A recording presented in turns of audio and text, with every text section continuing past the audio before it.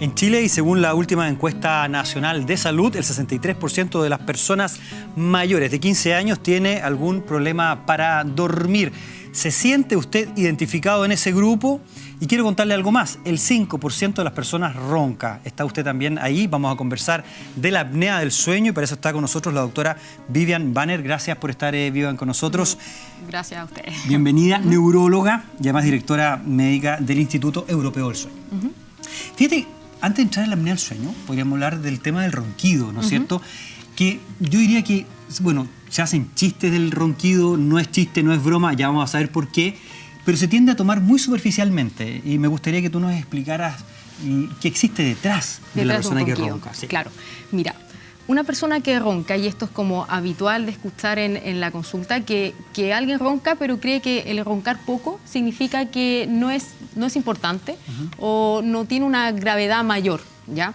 Ahora, quiero dejar bien en claro desde el inicio de esta conversación que roncar no es normal en ninguna de sus manifestaciones y en ninguna de sus intensidades. Si yo ronco un poquito, igual tengo que estudiarme y tengo que consultar. ¿Por qué? Porque detrás de un ronquido tenemos que tratar de identificar si hay una obstrucción al paso del aire desde la nariz a la faringe y que detrás de este ronquido haya asociado un problema de la respiración mientras duermes en la noche. Correcto. Ya sea una apnea obstructiva de sueño o un trastorno respiratorio en el cual predominen hipopneas, pero igual tengas problemas para respirar. Eso Correcto. Es la importancia del ronquido. Fíjate que en salud siempre nosotros marcamos algo y decimos si usted tiene este síntoma, usted tiene...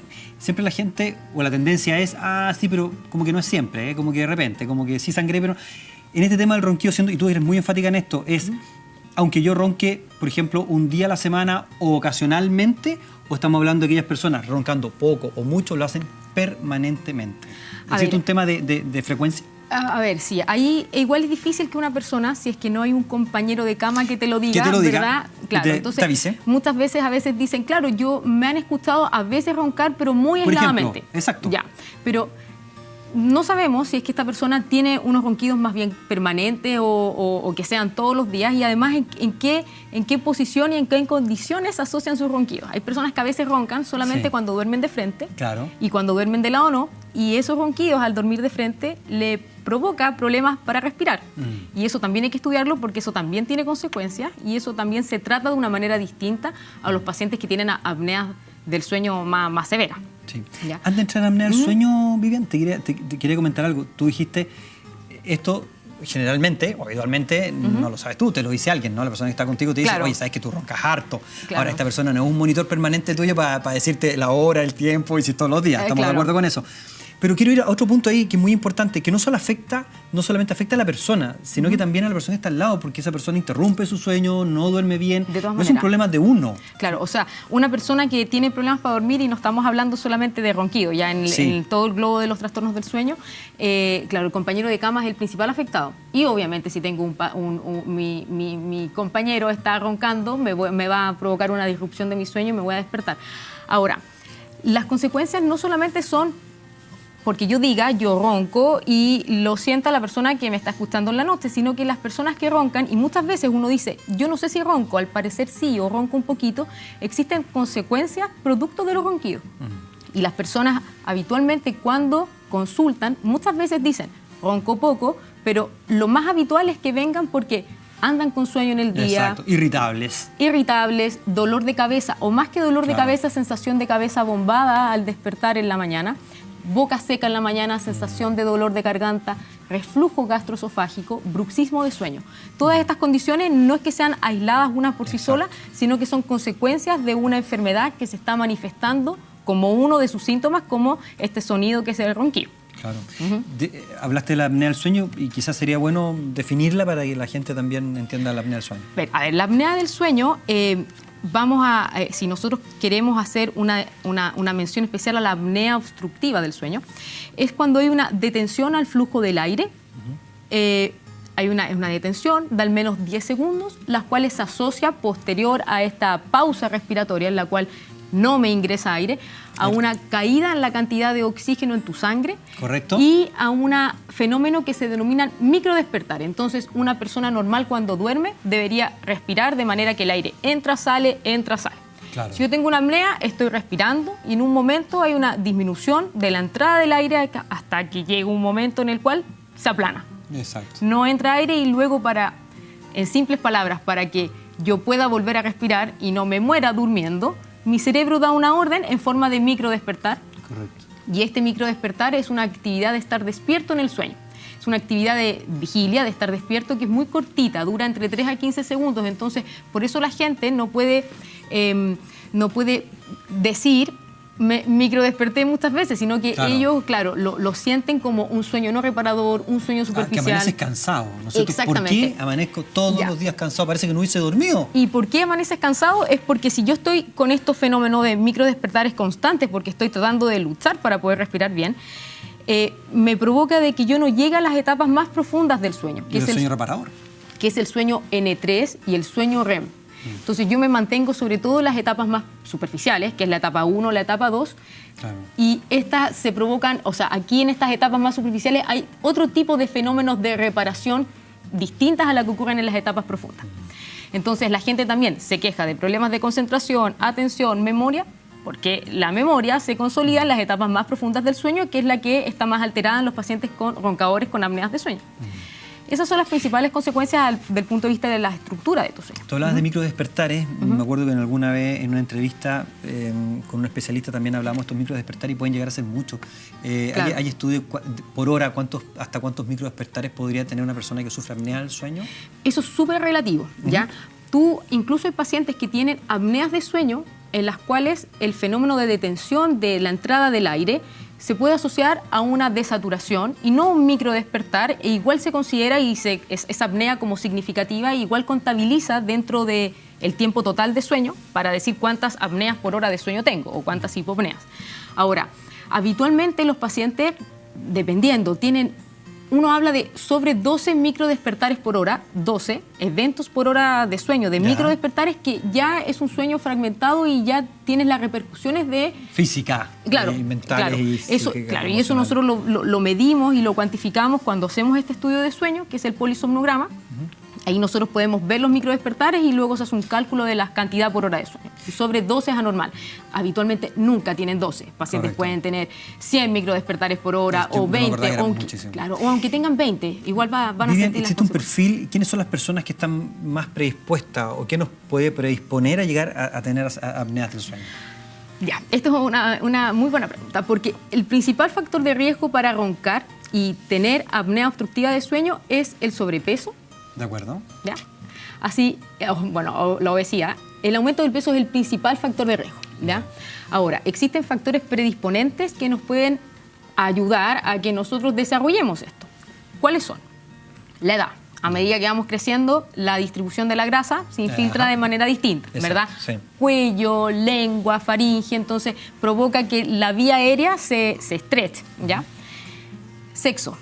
Es más frecuente en hombres, pero llega un punto en el cual esta equivalencia, o sea, esta proporción entre hombres y mujeres se equipara cuando la mujer entra en la menopausia. Correcto. La disfunción hormonal producto de la menopausia predispone a las mujeres a muchos trastornos del sueño y uno de ellos es la apnea obstructiva del sueño, sobre todo la que está asociada al sueño REM.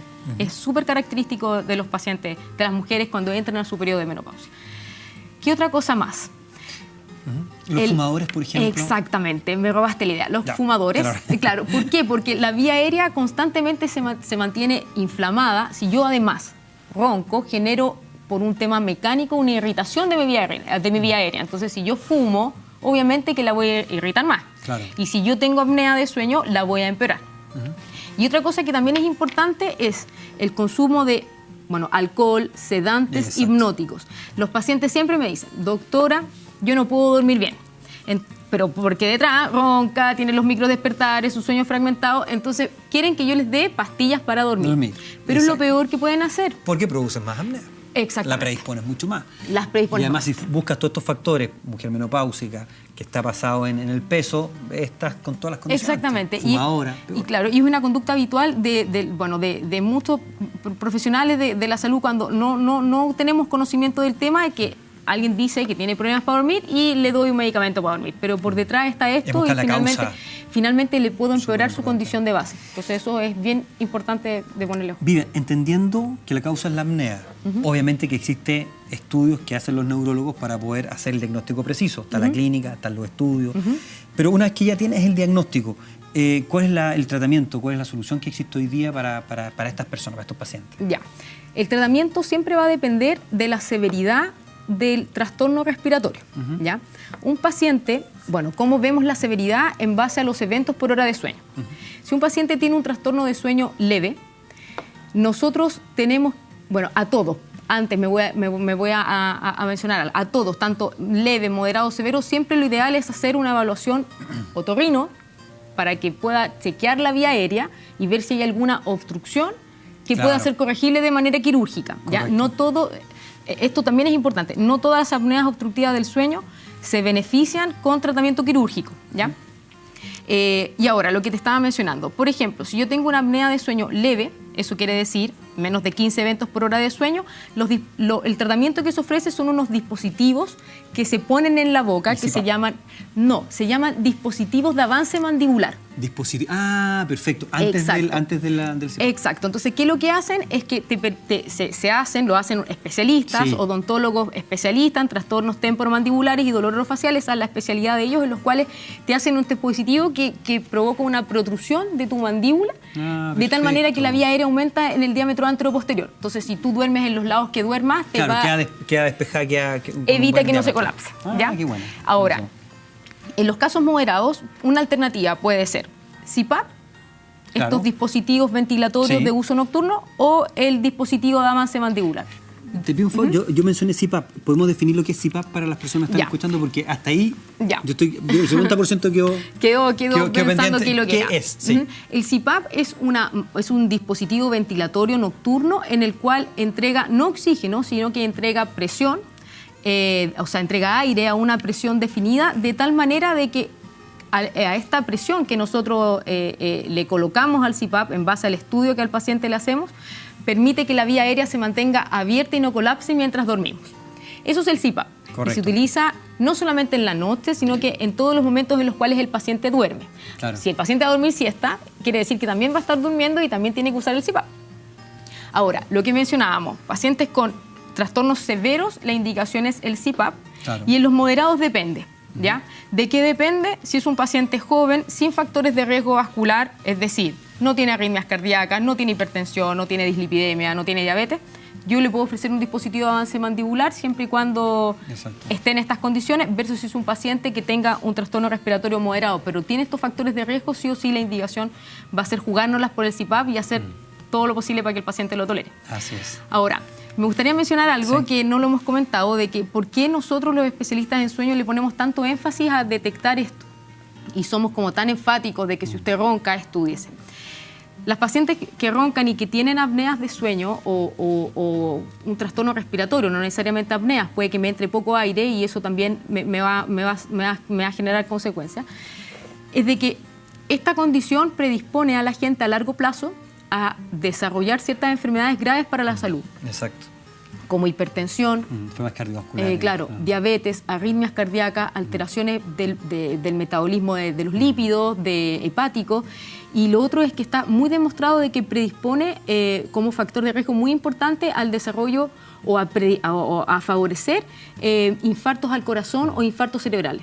Entonces, de hecho, muchas veces pacientes que están hospitalizados con hipertensos por un accidente vascular, muchas veces no se dan cuenta que tienen una apnea de sueño y por eso también en la mayoría de las unidades que hay, neurólogos, unidades de tratamiento para esto, es súper importante ir detectándolo, porque habitualmente no están diagnosticados. Es importante el tema de no minimizar el tema de los ronquidos, yo creo que eso queda súper claro para usted que está viendo el programa.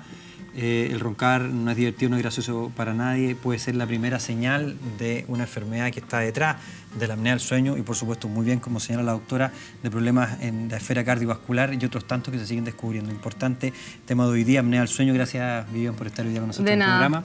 Muy agradecido. Y por supuesto agradecimiento especial al Instituto Europeo del Sueño. Nosotros seguimos avanzando en Doctor en Casa, hacemos la pausa y estamos con ustedes.